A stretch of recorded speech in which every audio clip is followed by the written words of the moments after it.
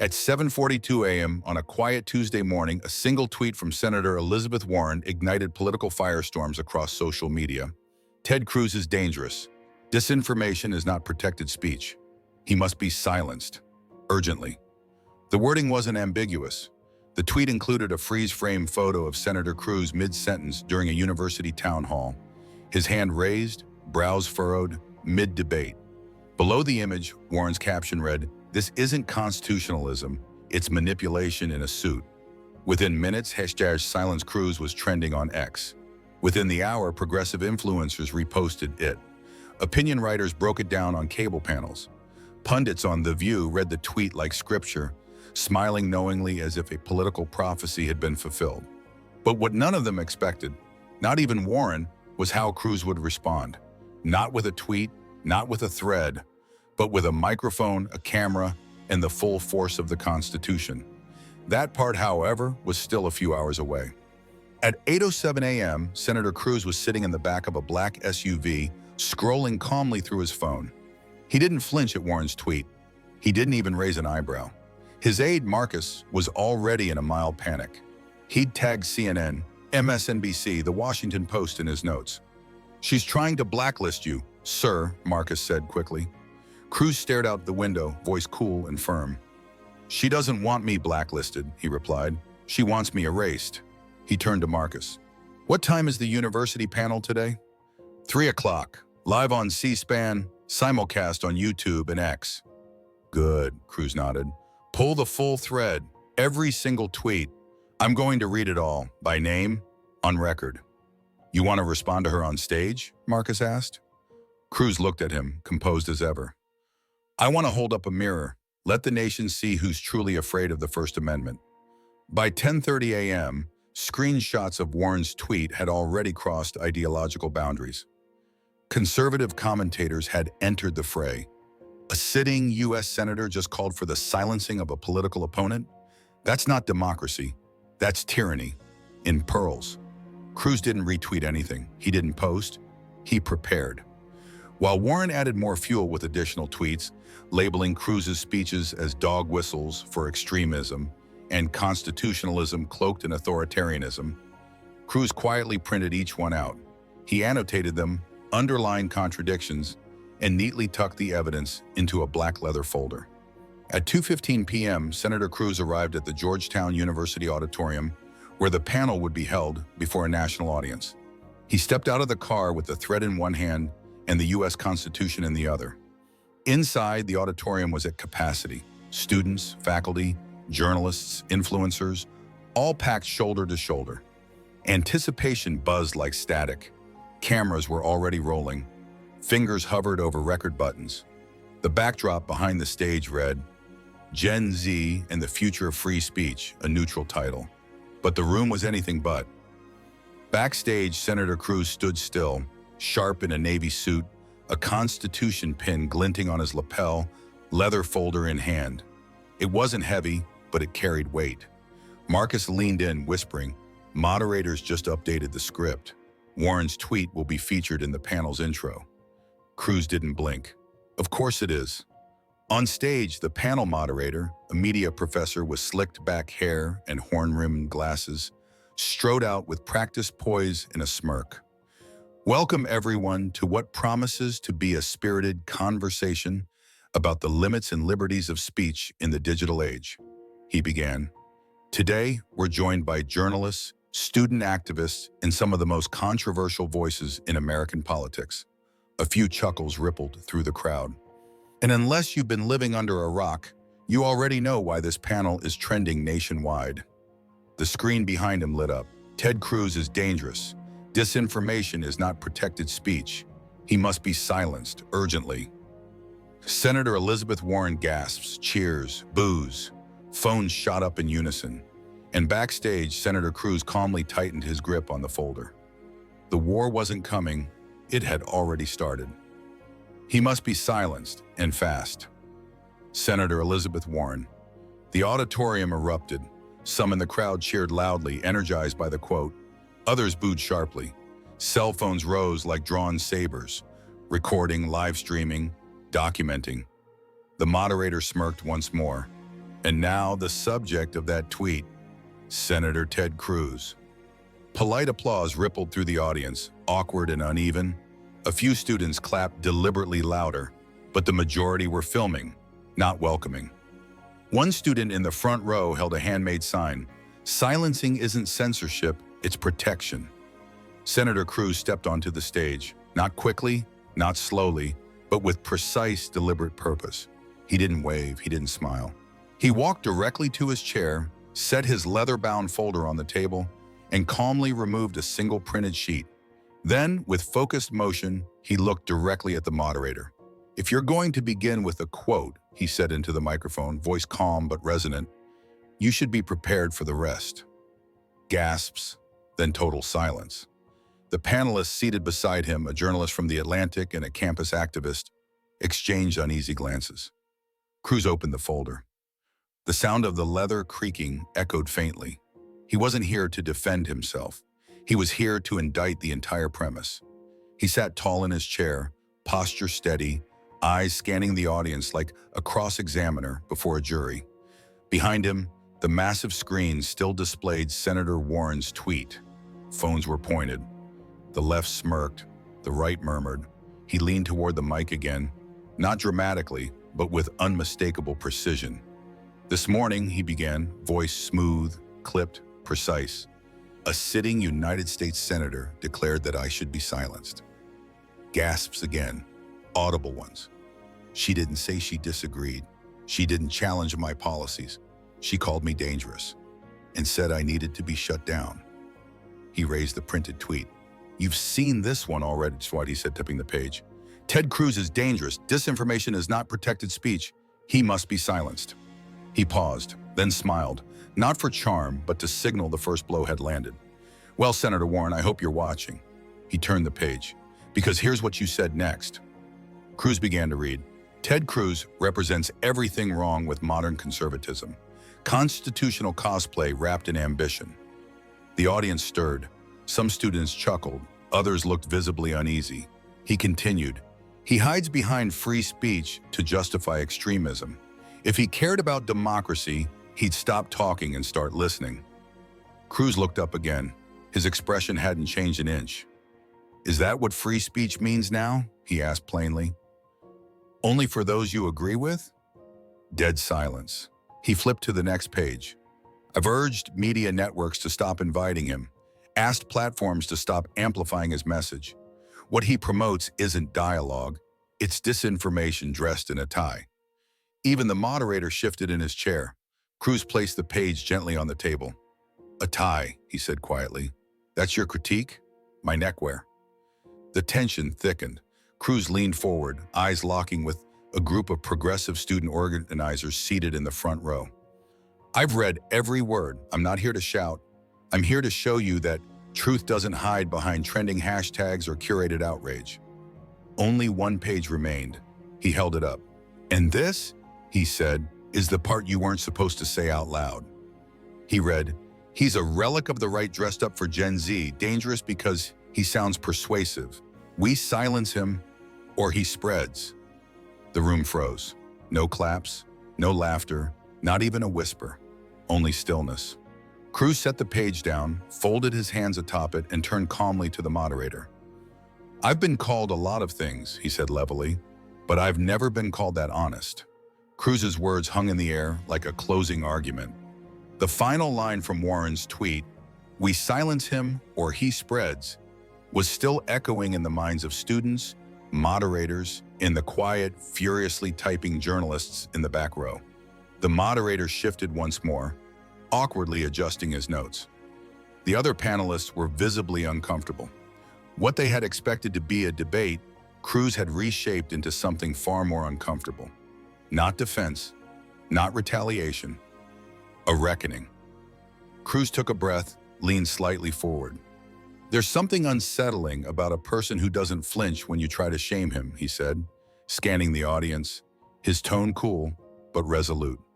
And that's exactly what that tweet was designed to do. A few students in the rear rows slowly stood and began to clap. Most stayed seated, processing, calculating.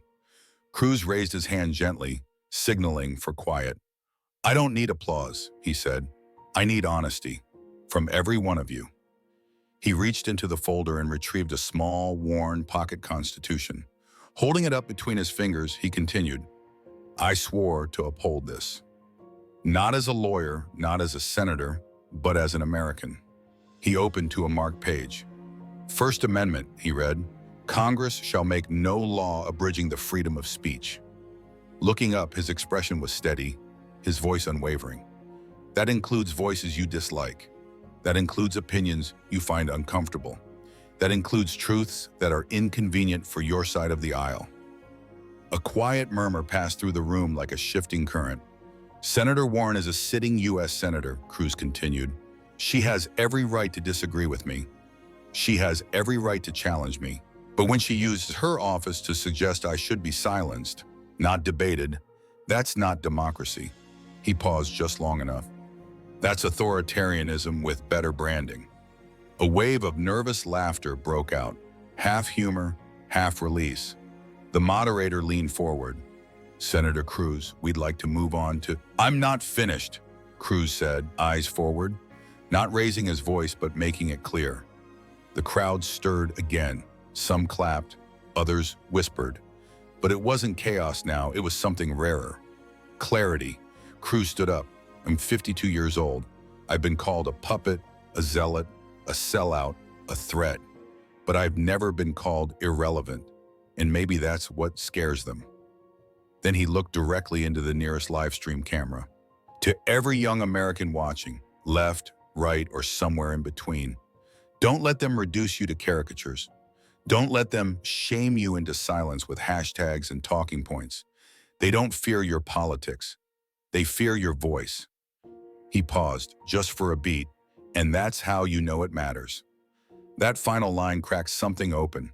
For a heartbeat, the room held still. Then it erupted. A group of students in the upper left section jumped up, waving signs. "Hate speech is not free speech. Protect marginalized voices. Speech has consequences." A young man in a progressive uprising hoodie shouted from the aisle, "You don't get to hide behind the Constitution to spread bigotry." The room stirred. Some students clapped, others booed, others shouted and conflicted. Cruz didn't flinch. He calmly set down the Constitution, looked directly at the protester, and spoke into the mic. "I'm not hiding behind anything. I'm standing in front of everything they want to dismantle." More murmurs spread. The moderator rose, attempting to regain control, but Cruz spoke first. He turned to the protesters with complete composure. "To those of you who disagree with me, I respect your right to speak. I haven't asked anyone to silence you, and I never will. And I never will." That line landed. Some of the protesters froze. Others exchanged looks. Cruz continued, his voice steady, his tone deliberate. "Here's what I won't respect," he said, turning slightly to address the upper tiers of the auditorium. "When one side of a debate decides the other side shouldn't be allowed to exist." A young woman in the front row, arms crossed and eyes skeptical, stood up. "Then what about hate speech?" she demanded. "What about when people like you use freedom to harm others?" Cruz gave a small nod, acknowledging, not dismissing. "Hate speech exists," he said plainly. "But the question is, who defines it? The person in power, the trending hashtag, or the loudest voice in the room?" Silence. "I've never used my platform to threaten anyone," Cruz added, "but I've used it to question everything, and that's what makes them nervous." One of the panelists, a media professor from New York, leaned towards his microphone and muttered under his breath, "You sure sound rehearsed." Cruz turned to him calmly, raising an eyebrow. "I'm not rehearsed," he replied. "I'm prepared. There's a difference." The crowd broke into scattered applause. Cruz took a slow breath, then scanned the room. He locked eyes with several of the very students who had been shouting him down minutes earlier. "You don't have to like me, you don't have to agree with me, but if your instinct is to silence me instead of out-argue me, maybe it's you who isn't ready." That line landed harder than expected. Some of the protesters sat down, not in agreement, but in recognition. And for Cruz, that was enough. He didn't need to win them. He needed them to listen. And they stayed. As soon as Cruz stepped off stage, his phone vibrated nonstop. 23 missed calls, 54 unread messages. But none of it mattered compared to the first push notification lighting up his lock screen. The thread is now trending #1 nationwide. Marcus rushed up behind him. "You cracked it open," he said out of breath. "CNN split. MSNBC is calling it a meltdown. Fox already has a lower third up. Cruz versus Warren, the thread war." Cruz didn't smile. He simply slid the folder back into his bag, adjusted the small Constitution pin on his lapel, and asked calmly, "Has Senator Warren responded yet?" Marcus hesitated. His eyes widened. "She's typing." Seconds later, a new tweet appeared on Cruz's lock screen. "If you need to read someone's tweets out loud on stage for clout, maybe your own words aren't strong enough. But I'm glad you finally read something." Senator Elizabeth Warren. Backstage aides groaned. Others laughed nervously. Cruz scrolled once, then again, then locked his phone. "Good eye," he said quietly. "She's rattled." At that exact moment, newsrooms lit up. MSNBC, Ted Cruz, brave or brazen, campus speech sparks constitutional clash. Fox News, Cruz exposes Warren's hypocrisy, and he did it without raising his voice. The View, it was performative. Warren's tweets weren't even about him. On X, formerly Twitter, the reactions were swift and polarizing. Warren said silence him. Cruz read the whole indictment, with footnotes. "I don't like Cruz, but he didn't flinch. That's what shook me." Within 30 minutes, the video clip of Cruz calmly reading Warren's tweet thread had hit 2.8 million views. Edited versions flooded YouTube. Reaction videos exploded, podcasts lit up. The moment he read, "We silence him or he spreads," became the centerpiece of every discussion. Late-night shows made jokes. TikTok lit up with duets. Young conservatives stitched the speech. Even moderate liberals hesitated. But the battle wasn't over yet. That evening, Senator Warren tweeted again, "I don't debate with puppets, I debate policy. If he wants a real fight, face me live. No stage tricks." The bait was obvious. Marcus looked up from his phone. "She wants you in the ring, for real, this time." Cruz didn't blink. "She doesn't know I came prepared for round 2. The moment Warren posted that first tweet, Cruz had already opened a second folder. "I've got her deleted tweets, archived threads, and her public reversals from the past 3 years," Cruz said matter-of-factly. Marcus blinked. "You're really going to read those too?" Cruz gave a faint smile. "Not read them, Mom," he said, eyes forward. "I'm going to televise them." The CNN invitation came at 8:46 a.m. the next morning. It wasn't framed as a polite conversation. It was war paint disguised as journalism. The subject line read, "America at the Crossroads. Free speech, power, and the new political divide." 2 guests, 1 stage, Senator Elizabeth Warren, Senator Ted Cruz. Cruz read the email once, then again. He handed his phone to Marcus. "They think they're hosting a conversation," he said. "I'm bringing a closing argument." The preparation wasn't just detailed, it was surgical. Cruz had clips, Warren denouncing Elon Musk for censorship, then praising the very platforms that silence conservative voices. He had screenshots, hyperlinks, and a 2019 podcast where Warren clearly said, "I'll never advocate for censorship, even when the words sting. That's the price of democracy." Cruz circled that line in red ink. "This is Exhibit A." By 6:55 p.m., Cruz stood outside CNN's Manhattan studio, dark navy suit, crisp Constitution pin, folder in one hand, Constitution in the other. Inside, Anderson Cooper was already live. "Tonight," Cooper began, "we witness one of the most anticipated political conversations of the year. A progressive icon, a conservative firebrand. 2 senators, 2 worldviews, but only one narrative can win the night." The intro music faded, the lights came up, the cameras rolled. "Welcome to America at the Crossroads," Cooper said. "Tonight we are joined by Senator Elizabeth Warren and Senator Ted Cruz." The applause was thunderous, but fractured. Some stood, others stayed seated, a few clapped coldly, the rest just watched. Cruz's face didn't move, no blink, no twitch. Warren smiled politely, but the smile didn't reach her eyes.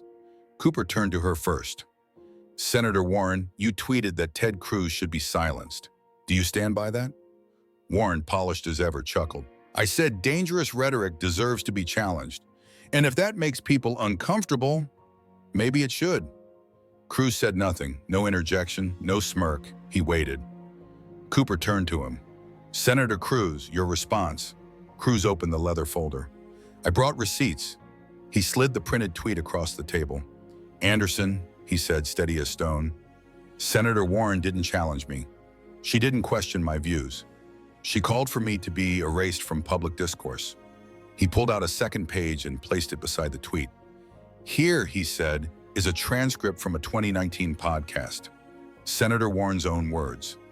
Quote, I'll never advocate for censorship, even when it's hard to hear what people say. He looked up. She doesn't believe in censorship unless it helps her side win the argument. Warren's eyes narrowed. That quote is out of context, she said quickly. Cruz smiled faintly. I have the full audio. Would you like to hear it? The room tensed. Cooper blinked. Are you saying? Cruz nodded once. I'm not here to argue, he said. I'm here to read the record, line by line. He tapped a button on his phone. The tiny speaker lit up. Warren's voice emerged, clear and unmistakable. I'll never advocate for censorship. Even if I hate what someone says, I'll defend their right to say it. It was dated, labeled, sourced. The studio went silent. Cooper glanced down at his notes, momentarily off balance. Warren cleared her throat and laughed lightly. Context matters. That was 4 years ago. Cruz leaned in, voice low, surgical. And yet just 24 hours ago, you tweeted that I should be silenced. Not challenged, silenced. He pulled out another page and laid it flat. This one's from Tweet 1. You praised Twitter for removing accounts you said threatened democracy, Cruz continued. But last month you criticized Elon Musk for reinstating those same accounts. Warren interrupted, her tone sharpening.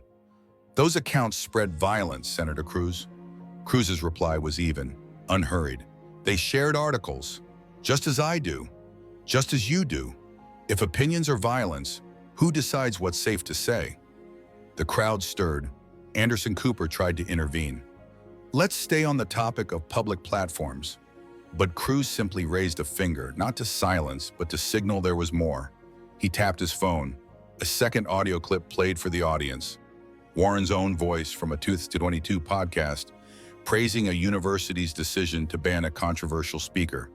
If certain voices trigger violence or hate, we don't owe them a microphone. Cruz looked directly at her. And I suppose I'm one of those voices now, Senator. Warren's rhythm was breaking. Her posture grew tense, her jaw tightened. You manipulate what I say, she snapped. You cherry-pick, Senator. Cruz opened his folder wider, calmly fanning out pages. I brought the whole tree. The audience murmured, a buzz swelling to a wave. Clips from the debate were already being clipped, posted, retweeted. A hashtag began to trend in real time. Cruz has receipts.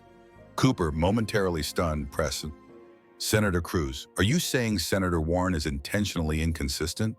Cruz didn't hesitate. I'm saying she doesn't believe in silencing all speech, just speech she can't control.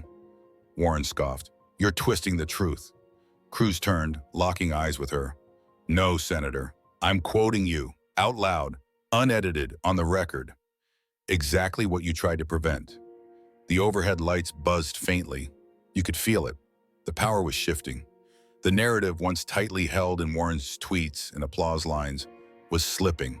And Cruz wasn't even raising his voice. He was just pressing play. Warren leaned forward, frustration showing. You think reading tweets and playing sound bites makes you some kind of truth teller? She shot back. You're just a megaphone for the right. You don't stand for freedom. You stand for chaos, for division. Cruz didn't blink. I stand for something you have forgotten. Warren smirked. And what's that? Cruz paused just long enough for the silence to build, then spoke directly into the mic. The right to speak, even when it makes people like you uncomfortable. Gasps rippled through the studio. You could feel it. That moment when the air turns heavy, when even the audience isn't sure whether to applaud or hold their breath. Cruz leaned back, utterly calm. He hadn't raised his voice, hadn't fired back. He let the weight of documented truth do what noise never could. Warren laughed, but the sound rang hollow. "You're a fraud, Cruz. You don't believe in unity. You came here to perform." Cruz didn't even turn her way. He addressed Anderson Cooper. "You asked if this was a debate, Anderson. It's not." He looked back, straight into the camera.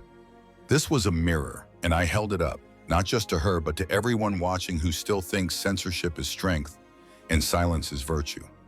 Cooper, usually composed, looked visibly uncertain. "I think we need a break." But the audience had already decided. Applause erupted, not from everyone, but from enough. From the skeptical. From those who came expecting emotion, but saw evidence. From those who once followed hashtags, but now saw the thread for what it truly was. Not a call to protect democracy, but to control it.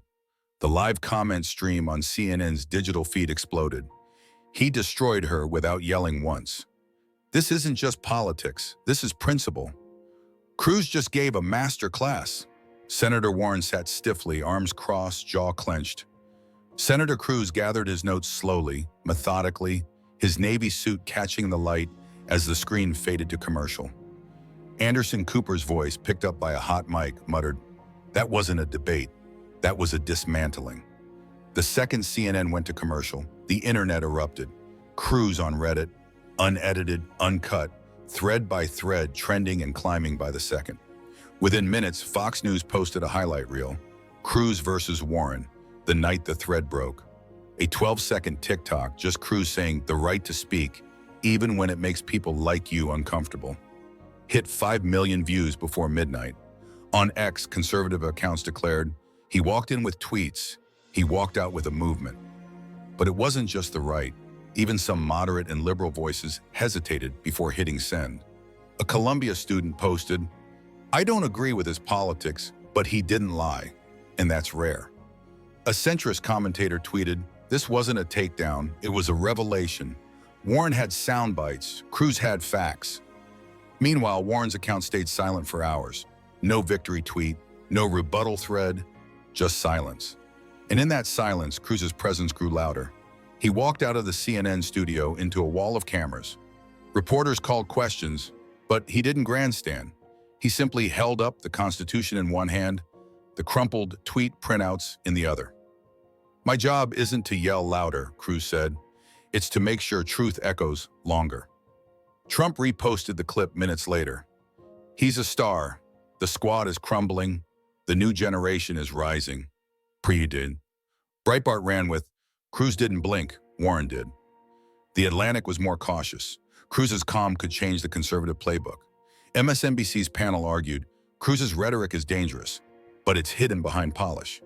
Yet even their guests hesitated to criticize him directly. In the days that followed, campus groups invited Cruz to speak. Young conservatives made his words into merch. Even independents began quoting his final line, "This wasn't a debate, it was a mirror." Warren finally returned to social media 3 days later. No thread, no fight, just one vague post. "Politics shouldn't be a performance. We need substance." But it was too late. Cruz did not need to perform. He just needed a microphone and the truth they tried to bury. And when he read it out loud, America listened. In an age where tweets are weapons and silence is strategy, Ted Cruz chose neither. He chose the microphone. And he didn't just defend himself. He exposed the entire game, one page at a time, one contradiction at a time. And when the dust settled, it wasn't just a thread that unraveled. It was the illusion that anyone could silence him. Not now, not ever.